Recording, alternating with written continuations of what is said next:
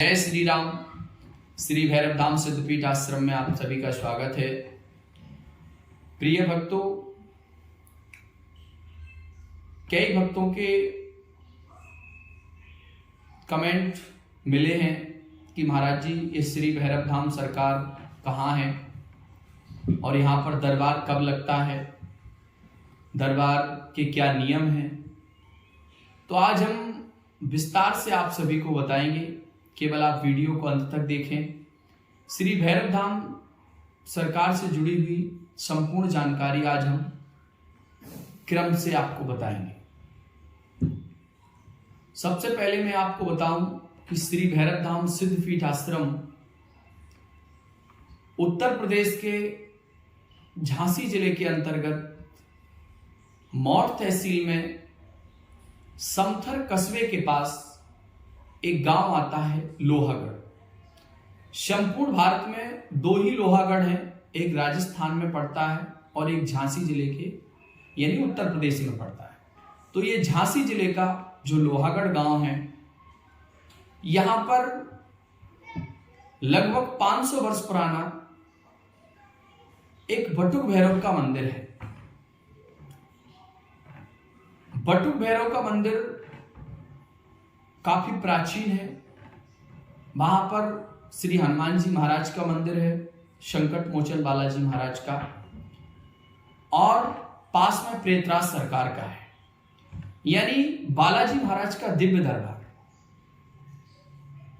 चूंकि यह प्राचीन है और जो वहां के पुजारी हैं उनके द्वारा जो बताया गया कि उनकी 3 पीढ़ियां पूजा करते करते निकल गई, उन्हें जहां तक की ज्ञात है उससे पहले भी वो मंदिर था, तो लगभग 500 वर्ष पुराना प्राचीन मंदिर है। यह मंदिर लोहागढ़ के दक्षिण दिशा में स्थित है। जब आप लोहागढ़ गांव में आएंगे तो यह दक्षिण दिशा में स्थित है, गांव के बाहर। चूंकि मंदिर तक पहुंचने के लिए कच्चा रास्ता है, लेकिन झांसी से लोहागढ़ आने के लिए वन वे है, बस से आया जा सकता है। संपूर्ण भारत से झांसी आ सकते हैं रेलवे के द्वारा, और रेलवे स्टेशन से बस स्टैंड आना होगा, और बस स्टैंड से आपको समथर के लिए बस मिलेगी, और समथर से 12 किलोमीटर दूर लोहागढ़ के लिए आपको बस मिलेगी।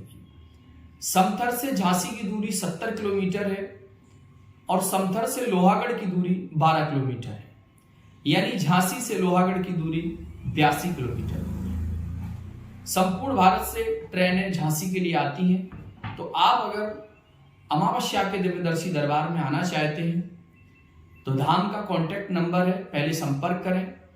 उसके बाद जो भी जब भी आए सूचना देके आए। अमावस्या को कभी भी आ सकते हैं। तो ये तो रही केवल झांसी से लोहागढ़ तक आने के लिए। अब मैं बात करूं कि वहां जो मंदिर है वो लगभग 500 वर्ष पुराना है। चूंकि मैं बचपन से वहां जाता था, काफी समय तक गया, 2007 से मुझे कुछ अनुभूतियां हुई।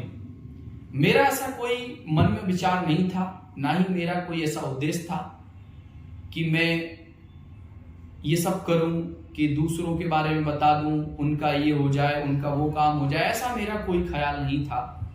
लेकिन 2007 से मुझे अनुभूतियां होने लगी, तो मैं ऐसे ही लोगों को बता देता था कि आपका ये काम है तो ये अब कब हो जाएगा। इस तरीके से चलता रहता था, लेकिन इसको हमने पूरी तरीके से नहीं समझा था। काफी समय तक चलता रहा यह सिलसिला, लेकिन मुझे 2020 जब कोरोना काल आया, उस समय मैंने सोचा कि ये महामारी देश में कहीं ना कहीं एक विशाल रूप लेकर फैल रही है, तो हमारे द्वारा जितना भी हो सकता है मैं कुछ प्रयास करूं। तो मैंने वैदिक काल से जो नियम चले आ रहे हैं यज्ञ का, तो मैंने एक संकल्प लिया कि मैं एक यज्ञ करता हूं और उस यज्ञ के माध्यम से इस बीमारी को कैसे भी करके खत्म किया जा सकता है। तो मैंने बटुक भैरव के नाम से उस यज्ञ की शुरुआत की, जिसका नाम श्री बटुक भैरव महायज्ञ है, जो कि 2020 से प्रारंभ हुआ और आज तक चल रहा है। और आने वाले कब तक चलेगा ये तो भगवान भैरव ही जाने, लेकिन मेरे मन में जो है कि जीवन के अंत तक मैं चलाता रहूंगा। तो श्री बटुक भैरव महायज्ञ मैंने प्रथम बार 2020 में किया। यह जब मैंने प्रारंभ किया तो मेरे साथ केवल 1-2 हमारे मित्र रहे। गांव के एक विद्वान पचौरी जी महाराज जी थे, उनके द्वारा हमने प्रारंभ करवाया हवन। प्रारंभ हुआ अमावस्या को, चलता रहा, 1 साल हो गया। सभी भक्तों का सहयोग मिलता रहा, सभी भक्त थोड़ा थोड़ा करके सहयोग देते रहे और यज्ञ निरंतर प्रत्येक अमावस्या को चलता रहा। उसी दरमियान कई भक्त आने लगे, मैं उन्हें यज्ञ की विभूति देने लगा, तो धीरे धीरे उनको लाभ भी प्राप्त होने लगा। तो ऐसे मेरा मनोबल भी बढ़ता गया और भगवान भैरव के प्रति लोगों की आस्था भी बढ़ती गई। धीरे धीरे चलते यह सिलसिला आगे बढ़ा। फिर दरबार लगने लगा, वहां लोग इकट्ठा होने लगे।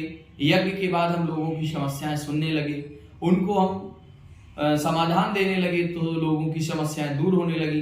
धीरे धीरे ये सिलसिला और चला और आज सिलसिला इतना बड़ा कि लोग वहां 200-500 लोगों की भीड़ होने लगी। तो फिर मैंने सोचा कि जो बाहर से लोग आते हैं, अब उनको हम गांव से बाहर इस मंदिर में, एक छोटा सा मंदिर है और वहां पर रहने के लिए कुछ ऐसी खास जगह नहीं है, तो इसलिए फिर हमने भगवान भैरव से प्रार्थना की, उनसे निवेदन किया, तो उनने प्रेरणा दी।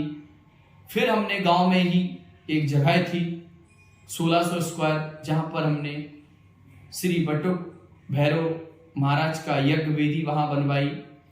संकट मोचन बालाजी मंदिर का निर्माण जो कि अभी चल रहा है, जिसकी प्राण प्रतिष्ठा 22 जनवरी 2024, जिस दिन अयोध्या में रामलला की होगी, उसी दिन संकट मोचन बालाजी की श्री भैरव धाम सिद्धपीठ आश्रम में प्राण प्रतिष्ठा होगी। तो भाई भी कार्य, एक शुभ कार्य अच्छा है जो चल रहा है। तो फिर मैंने गांव में एक आश्रम बनवाया, जिसका नाम श्री भैरव धाम सिद्धपीठ आश्रम रखा। भक्तों को रहने की, भोजन की और वहां पर एक स्वतंत्र रूप से अपनी समस्या का समाधान पाने के लिए एक जगह का निर्माण करवाया। आज संपूर्ण भारत से लोग श्री भैरव धाम सरकार में आते हैं, अपनी दैहिक भौतिक समस्याओं का समाधान मंत्र चिकित्सा और यज्ञ पद्धति के माध्यम से उन्हें प्राप्त होता है। बड़ी बड़ी समस्याएं फोन कॉल्स पर ही लोगों की दूर हो गई। महाराज श्री बटुक भैरव का ऐसा आशीर्वाद रहा, संकट मोचन बालाजी महाराज का, कि उनकी सारी समस्याएं खत्म हुई, उन्हें काफी लाभ हुआ और उसी लाभ के माध्यम से आज श्री भैरव धाम सरकार में दिव्य चमत्कार हो रहे हैं। तो यह दिव्य चमत्कार केवल संकट मोचन बालाजी महाराज और प्रेतराज सरकार और बटुक भैरव महाराज की कृपा से हो रहे हैं। तो आज मैं बस इतना ही बताना चाहूंगा कि जो भी भक्त श्री भैरव धाम सिद्धपीठ आश्रम में आना चाहते हैं, वो अपनी दैहिक भौतिक समस्याओं का समाधान पाना चाहते हैं, तो वो निसंदेह आ सकते हैं।